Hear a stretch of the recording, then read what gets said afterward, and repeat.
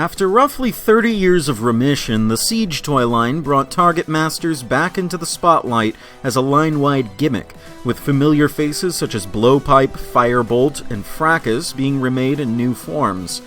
However, the gimmick was forced to broaden its horizons by introducing melee weapons alongside firearms. Reflecting this change was the new name Battlemaster.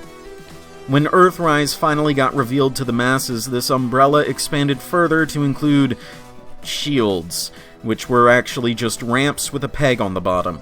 Needless to say, I initially turned my nose up at them, especially since their first release, Sound Barrier, looked like shit. Having his recolor Shieldron in hand, my reservations were well warranted. Of course, I couldn't escape the Rampmaster craze forever. Welcome to Kit Reviews. My name is Kit, and today we'll be taking a look at Transformers Earthrise Battlemaster SLITHERFANG. This devious Quintesson agent was released in 2020 as part of Wave 2 of the Battlemaster assortment. Alongside the Battlemasters, Siege also introduced the Weaponizers, deluxe-class figures that were designed to come apart and form weapons for the rest of your collection in what was affectionately called the Combat System. Earthrise continued this trend and put its own spin on it with the Modulators. Instead of weapons, they turned into Micromaster bases, and this year's Battlemasters would attach to them using the Airlock system, turning into ramps so you can expand your Micromaster city to your heart's content. SLITHERFANG himself turns into a very, very purple stretch of road. Being a devious Quintesson agent, SLITHERFANG's topside doesn't feature any useful markings like lane lines, crosswalk, or other strips of thermoplastic, instead just having a charcoal gray pattern. The front and rear ends of the block feature Earthrise's ubiquitous airlock connection points, which snap together pretty readily. It's kind of impossible to fit more than one Micromaster on any road you build, so SLITHERFANG is ostensibly a one-way street. Flipping down a 5mm peg on the bottom side brings SLITHERFANG into his secondary alternate mode, a shield. Essentially, it's just the ramp mode tacked onto some hapless soldier's arm. Much like every other Battlemaster, SLITHERFANG comes with a small blast effect, his being a small explosion, which can be placed on either of the 3mm pegs on the shield's face. It's by far my favorite blast effect in my collection, as it's so versatile. SLITHERFANG's transformation is wonderfully simple, though somehow still orders of magnitude more complex than either of his Battlemaster brethren. All that there is to do is to unfurl the succulent snake tail, fold the ramp in half, and reveal his serpentine head. This is the reason I had to buy SLITHERFANG. This robotic snake mode is absolutely adorable and is packed with personality. His natural position is to curl upright, hood extended fully in both directions, with his beady red eyes staring you down.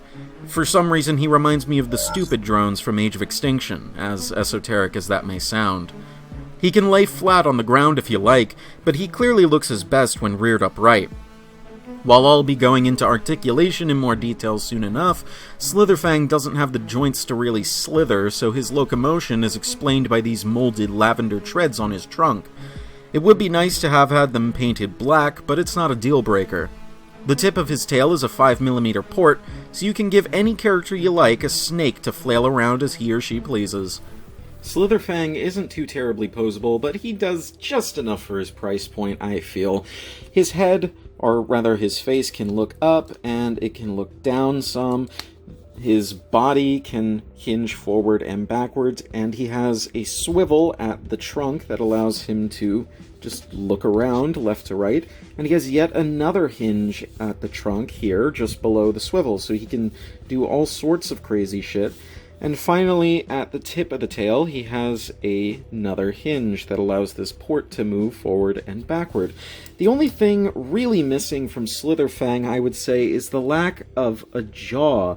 Now, him being just a regular snake dude, I would kind of expect him to have an opening jaw, but no, he doesn't really have anything. He just has a 5mm port under the bottom of his chin, so that's mildly disappointing, but otherwise doesn't really hamper my enjoyment of the figure, so really SLITHERFANG does pretty much exactly what you need him to.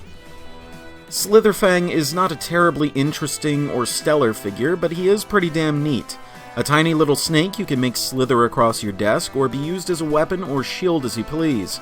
I like him so much I decided to buy him a friend or two to keep him company, and to better illustrate something for a future video, and I'm happy with my burgeoning snake squad. Consider myself charmed, because SLITHERFANG in my eyes deserves the rank of lovely. If you liked this video or otherwise found it helpful or informative, then please subscribe for more reviews like this in the future, and feel free to suggest topics for future reviews in the comments.